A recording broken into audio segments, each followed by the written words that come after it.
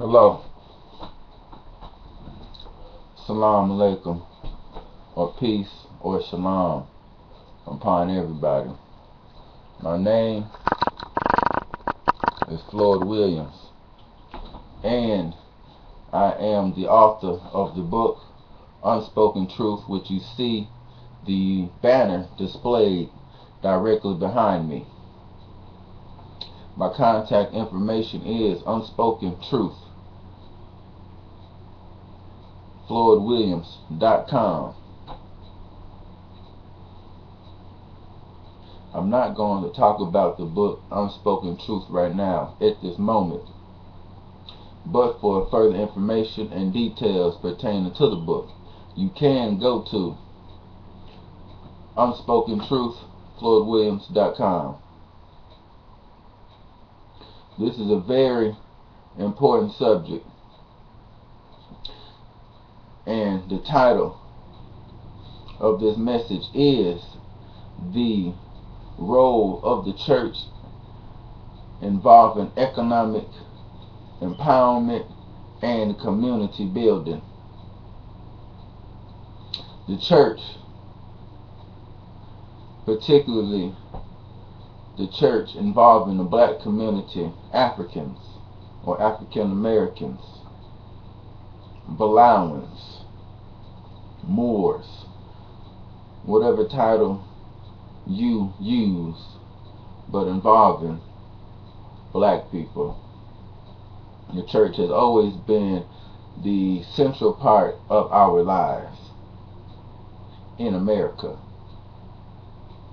We were brought to these shores in 1555 by an English slave trader by the name of John Hawkins. And you know, they are always very fond of names and naming their ships. A ship, a pet, a dog, table, whatever. Europeans or whites love to name everything, and the name of his ship that he brought our ancestors over here on was named Jesus. The church then was very important to the slaves because it was a period of rest from work. It was one of the rare occasions where they were not in the field working and laboring. So it was something to look forward to. But the church since then has remained an important and powerful instrumental tool in the resurrecting and building and healing of our people. And today it still is the same way. What I am about to get into is not a slight or a affront or disrespect towards the church, because I acknowledge and I say that we do need the church, but we need the church to be real. We need the church to be valid. We need the church to be frank and blunt and outright. We need the church to be bold, not simply preaching, going along to get along. We need the churches, the mosque, synagogues, all of the various places of worship to be strictly about the people and strictly God-fearing alone, in order to liberate the people and speak to the needs and do what is requisite and necessary to free the people and better their lives. One of the definitions of Christ, we are familiar with the definition of Christ. Christ is being anointed, coming from the Greek etymology, the root word Christos, meaning anointed. In Hebrew, Mashiach. In Arabic, Mashiach, Masih, means to anoint. But one of the definitions of Christ also means he who has been anointed to speak truth to power. That's the office and the capacity of Christ, to speak truth to power. We need bold, brazen, audacious individuals who's about speaking the truth. For the scripture tells us, for you shall know the truth, and the truth shall set you free. We need people who are going to stand up on that verse and deliver the truth that will lead to freedom for our people. Presently, according to some statistics out there, you have some preachers, and especially the heads of the mega churches, making $400,000 a year. That's just what they're making, not including the total from the tithes, the total from the offerings that are being taken up. Yes, you pay tithes. Yes, you give offerings. We know that the way to serve God is through serving His people. When you pay tithes, that money is not going to heaven, to Allah, to Yahweh, Jehovah, El Kalun, El Shaddai, El Elyon. That money's not going to the creator of the heavens and the earth and all between. So, what I am about to present is an economic plan that the church needs to, and it is mandatory for it to implement in order for our people to rise. In addition to the offerings and the tithes and everything that the church takes up dealing with funds, additional offering needs to be taken up for the sole purpose of economic empowerment, meaning the building of businesses. The building of businesses. The building of businesses. Cannot underscore or put enough emphasis on that. The church should employ people and create opportunities from within the community. And this will be a twofold mission, because at the same time we would be creating jobs, and this would do away with the disparity and the gap in employment.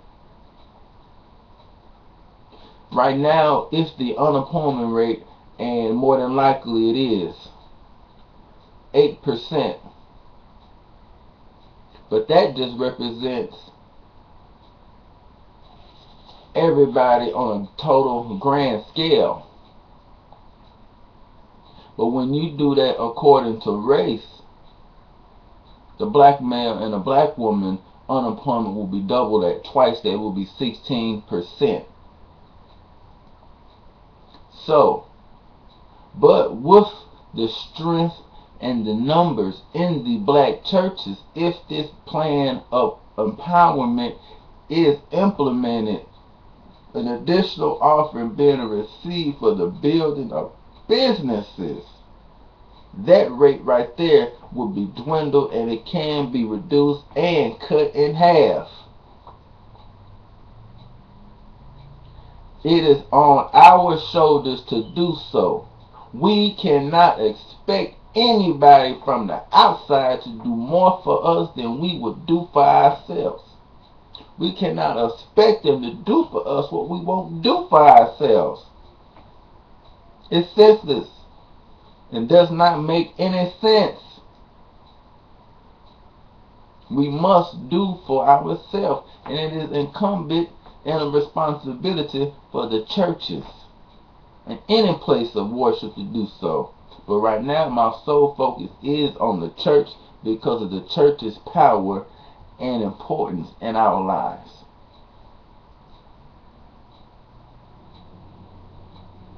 And I say that this is a twofold mission, because it will be building businesses. But also at the same time, it would be cleaning the community. It would be making the community more wholesome. It would be making the community more salutary, more healing, more positive, because the images will begin to reverse. Since the businesses would be established by the church, it's natural for the businesses to reflect the moral principle of righteousness and godliness, godlikeness, Christ-likeness of the people. So these businesses would be alcohol free. These businesses would be drug free. These businesses will not sell things that will further enhance the negative image, or that will not be for the sole promotion of life. That's why this plan is important. We have the Arabs, we have the Koreans, and the various different ethnic groups who come over here solely for the purpose of exploitation and to fill the vacuum or lack of businesses in the black community, because they see that we are dead. So they come over here to fill that void and to exploit. They get the bulk of their money or their sales come from the illicit products, alcohol and tobacco. And if we're tired of seeing these big alcohol signs, advertisement signs, and they be the biggest signs advertised for a beer, 80 to 90 cents. They be the biggest signs advertised in the store, outside the store, and inside the store. If we're tired of that, we have to implement this plan towards erecting a new Jerusalem on earth. It's going to take God's people to do it. It's going to take God's people to do it. So if we're tired, this is what has to be done. The church has to become more economical in the sense of establishing businesses, teaching business, teaching the difference between assets and liability. We must have these type of classes and curriculum. The people have to be fed, not just the same lecture and the same message and the same preaching and teaching Sunday after Sunday. I go to various churches as I travel around, and one of the things that I witness is that when a scripture reading is being done and it's called upon for somebody else to read, that person struggles reading. Somebody has to finish the word for them or tell them this says that. They have to come in order to give the person a word. This is what it says. Illiteracy is a big problem, a very big problem. And where I am at, in the state of Mississippi, it has one of the highest rates of illiteracy. And I'm not talking about among children, but I'm talking about among adults, among grown-ups. So you tell me what type of interpretation and comprehension and understanding that they are receiving from the scripture. You really have the blind leading the blind, and the preachers are cognitive and conscious of this and are not correcting it.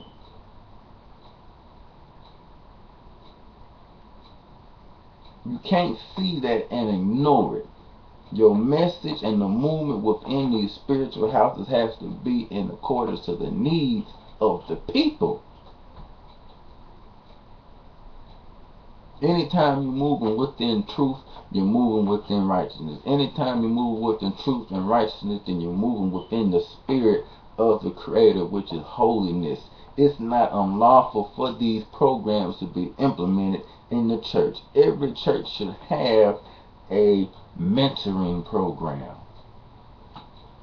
for our kids. This is a worldwide epidemic. When you go to the churches, it's mostly filled with people who've been going to the church all their life and are on their way out. They're older people, 70, 60, 50. They're old. The teenagers are absent. You only have the little kids in there, 7, 6, 5, 4, who don't have no choice but to go. But those who have grown into the free will and are a bit older, preteen and teenagers, who know how to move about in society and get to where they want to go, pick up the phone, make plans and everything else, they're not there because the church is not speaking to their needs. The church is not speaking in accordance to the time. It's not really dealing with them and addressing their social issues and what they feel it is that they need to succeed and survive in society in a respectable manner. So we have to understand, in accordance to what our ancestors understood in ancient Kemet in Egypt, when they said the basis of self-knowledge is the knowledge of self, or the knowledge of self is the basis of all knowledge.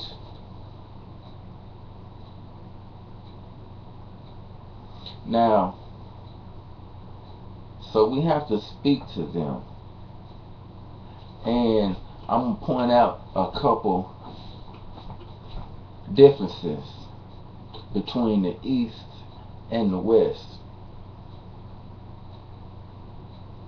The reason why we as a people were able to succeed and master the universe, master the forces of nature, master nature, to erect the pyramids,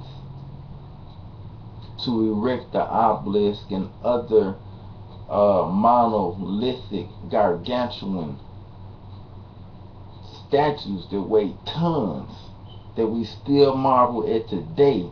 How did they do it? The reason that we were able to do those things, master the math, master science, master the chemistry, was because our environment was conducive to learning. What I'm about to point out now is that the spirit and the flesh depend upon the other while we are here on this earth. So you just can't address the spiritual need and neglect the physical need, because they are complementary opposites. But while we're in this flesh and we are made up of sensory organs, you have to deal with the flesh, because during the fight or flight syndrome, dealing with stress, fight or flight, the brain or the mind, when it is in that hurry, panic, frantic state, it conveys messages to the heart. The mind does, and it is from the mind that it changes the respiration and speeds up the heartbeat and quickens the breathing and the pulse and everything else, thus affecting the spirit. Breath is spirit. Looking at the word from its etymological viewpoint, from the root of the word, spirare is Latin, and it defines it as breath, dealing with the spirit. Breath is spirit, spirit is breath. In the religious realm, dealing with theology. The theologians refer to breath as spirit, use the word spirit. Those in the realm of science, those in the realm of science, they lean towards the word energy. Because you have creationists and you have evolutionists. So, but they use the word energy for spirit. So spirit is energy, energy is spirit. In our environment, if it's not peaceful, if it's not tranquil, if it's not harmonizing, it affects our energy, and our energy affects our initiative, the gumption, the will, and the determination, and it determines our creativity level. So back then in Africa and in the East, they was able to excel and ascend because of the peaceful environment. They took care of their environmental needs, which allowed them to master nature. They took care of their environmental needs. They had a conducive, peaceful environment.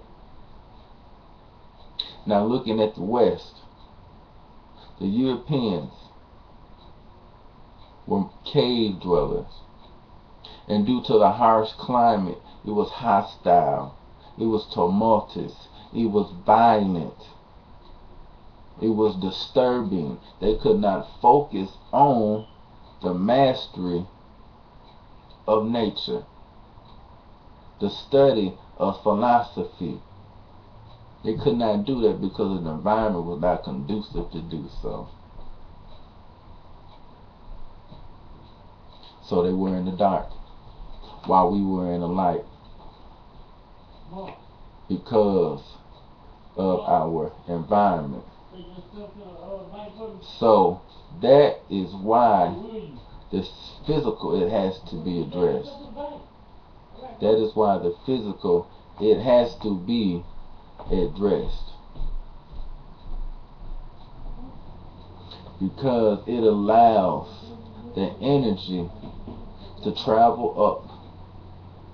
It allows the energy to travel up the spine, and it opens up that pineal gland, which is one of the seats of consciousness and is responsible for spiritual experiences.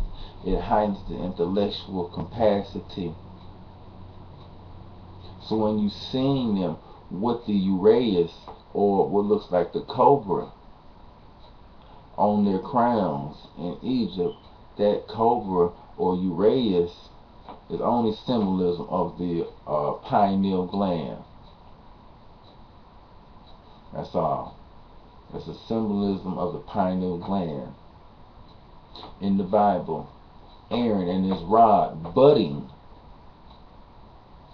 is symbolism of the opening of the pineal gland. Moses raising the serpent as symbolism of that pineal gland. In yoga, Indian yoga, they call it Kundalini. Yoruba language, Africa, Ashe, Seeking. Many different terminologies for it. So the spirit and the physical and the spirit has to be addressed in that dualistic sense. Complementary opposites, positive and negative, proton and electron, electromagnetism. It's the negative charge that creates the electricity. But the negative is not negative in accordance to how we know the word to be, meaning bad or ill or not good. So negative in this sense of complementary opposites is not bad. However, with this plan, This plan is the real stimulus package. President Barack Hussein Obama got a stimulus package passed. But that stimulus package is only one injection. That's just one injection. But the church is taking up another offering for the sole purpose of economic empowerment and the building businesses so that they can employ people within the church and within the community. That will be a continued injection. That will be a eternal injection, because it will allow the money to circulate within the community. The money will stay and travel in the community more, versus you getting this one-time injection from the government and you don't own nothing, and you taking the money right back outside of the community and giving it to them again. So they will give you money, but if you want money for yourself, you have to create money. And the way that you create that money is through economic empowerment and building businesses for yourselves. And the church has a keen, vital role in doing this. Like I said, it will clean up the communities as well, because it will remove the alcohol, the tobacco. You make the man stand up stronger. You make the woman stand up stronger and cleaner as well. So, you may be wondering why am I mentioning the cleansing and the freedom from the intoxicants. You may be saying, well, it's nothing wrong with it. Jesus turned this water to wine at a wedding. But see, that's an allegorical story. It's symbolism, not to be interpreted literally. A wedding is a time of union, uniting, coming together, joining on to. So this wedding represented these people coming united to God, becoming united to their Lord. This was a marriage ceremony between them and their Lord. This was a marriage ceremony between them and their inner being. So when he turned that water into wine, he simply was saying, I'm about to give you the truth, which only gets better with time. As wine gets better with time, what I'm giving you is going to get better with time. If you say, I do. What would Jesus do? WWJD.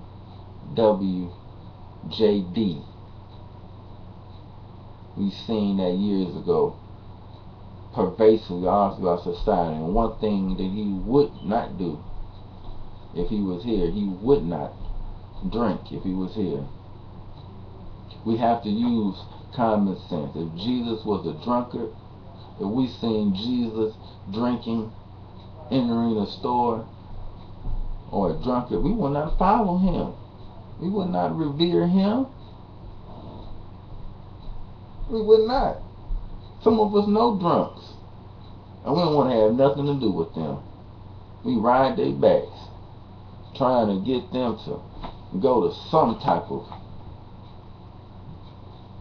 Alcoholics Anonymous, some type of intervention program. We don't want to have nothing to do with them.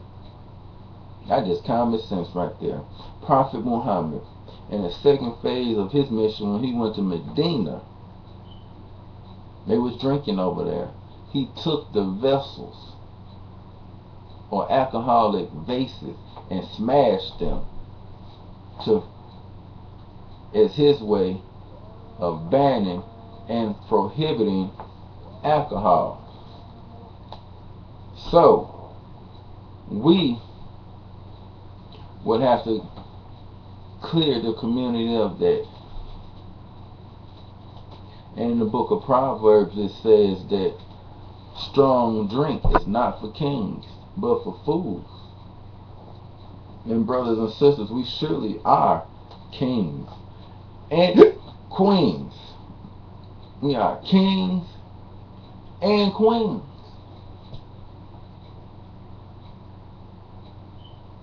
Kings and queens. In this book of Psalms, it says, I say that you are all gods, sons of the Most High. The only thing we're supposed to be high off of is the spirit. And I'm going to use an example of how a spiritual people were turned down by alcohol. The Indians are very spiritual people in tune with nature. But when the white man came on the land, introduced alcohol to them and called it spirit. Unknowingly, the Indian took it, not knowing what he was about to consume. He said, well, it's spirit. I'm spiritual. Let me get some more spirit. And it was the worst thing that ever happened to him. The worst thing that ever happened to them. So that's why this economic empowerment plan is important, because it will clean the image up as well. It will heal families as well. It will clean the neighborhood. It will resuscitate and blow fresh life into the community. Everybody will want to protect it. Everybody will feel that they have a vested interest in it. It is imperative that this plan be implemented. Everybody listening to this needs to go to their spiritual leaders and suggest the implementation of this plan. And I strongly feel that those who do not want to do it and those who are not about promoting this plan are not about the people. You should walk out on them. You should walk out on that church. You should walk up out of that mosque or masjid. Looking at Psalms 23, one of the most famous psalms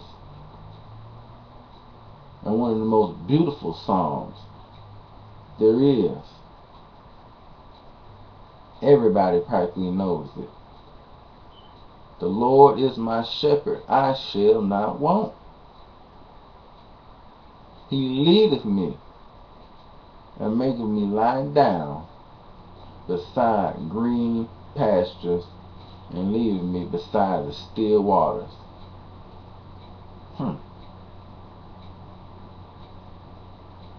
We can look at that as dealing with our spiritual leaders as well, because they are shepherds over the flock. They are shepherds over the church and over the congregation.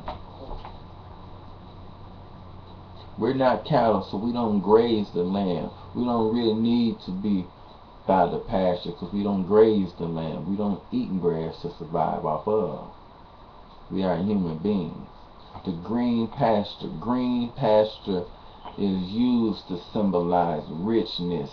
It's used to symbolize abundance. Green represents growth. Green represents regeneration. Green represents resurrection. Green represents health and life. Verdant. This is dealing with prosperity and thriving and flourishing, which is the will of God for us. The green that we need and the green that we live off of is called a promissory note, greenbacks, presidents. That's the green that we live off of. And it's the green that we need to create this conducive, peaceful environment. That's what Psalm 23 is talking about. Anybody following any spiritual leader should have something. It should not just be you going to a wealthy church or a wealthy spiritual house. and you, the worshiper, who is part of the congregation, is poor. That picture doesn't even look right. It's not right. You wealthy, but the church.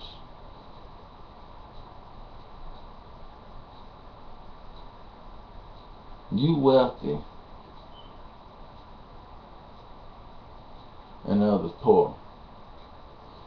The church wealthy, and you poor. You should receive more from the church than a spiritual message, because it's the center of your life. It's the center. It is the center. And if they did that, we could reclaim our community, we could reclaim our youth. When people are always functioning in terms of survival and just making it, as the Europeans were in the cave, which is why they could not come up out of it, which is why their energy was in a downward or descending state, and could not open up that pineal gland. They could not focus in on the sciences. They could not focus in on nature. Only thing they could do is operate on the lower nature. Only thing they can do is operate out of the lower man, but not the higher man, not that higher being. Because of the lack of peace and tranquility and conduciveness of the environment for learning. And it's the same way today in these communities. Same way today in these communities. If you just strictly focus on survival, then you're focusing on the animal self, not the higher self.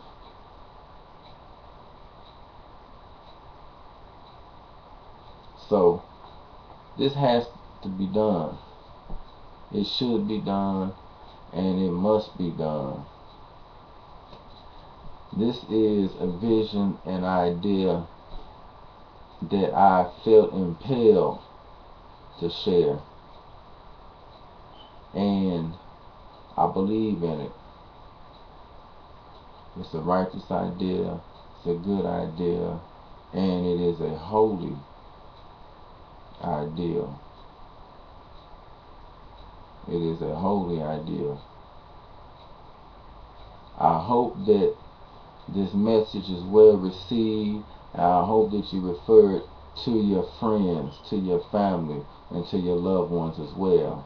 And you tell them, those who did not hear the message, to suggest it to their spiritual leaders. It is solely on us, because if we don't get it done, it is not going to get done. It is not going to get done. Have to do for self. Have to do for self. Have to do for self. There is no other option. No other option. Once again, my name is Floyd Williams. My contact information is Unspoken Truth, FloydWilliams.com. It is Unspoken Truth, FloydWilliams.com. And I am the author of the book Unspoken Truth, as you see directly behind me on that banner. Unspoken Truth is a powerful non-fiction book that is dealing with the cultivation of self-love and reorienting us back to who we really are as a people, and tapping into and awakening our original spirit of greatness and creativity. It's a non-fiction book. Anybody who loves to study, anybody who loves to research, anybody who just has a natural quest for learning more, it is a good book to start with. It is a very good book to start with. and I encourage you to do so.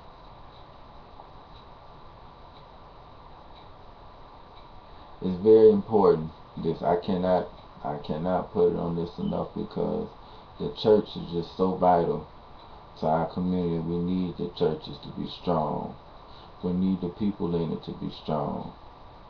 But unless the message is really being preached that is of substance, not just sensationalism, emotionalism, whipping the people into a euphoric frenzy with a 30, 40, an hour of song and praise and a 10, 15-minute message. Send them out there high, and once the high and euphoria dies down, they don't have nothing concrete to stand upon. That's not going to work. Have to balance things out. Really have to balance things out. And this economic empowerment plan is it. With that, I leave as I came. I leave in peace. Salam, shalom, hotep, sinepti. Sinepti means be well now.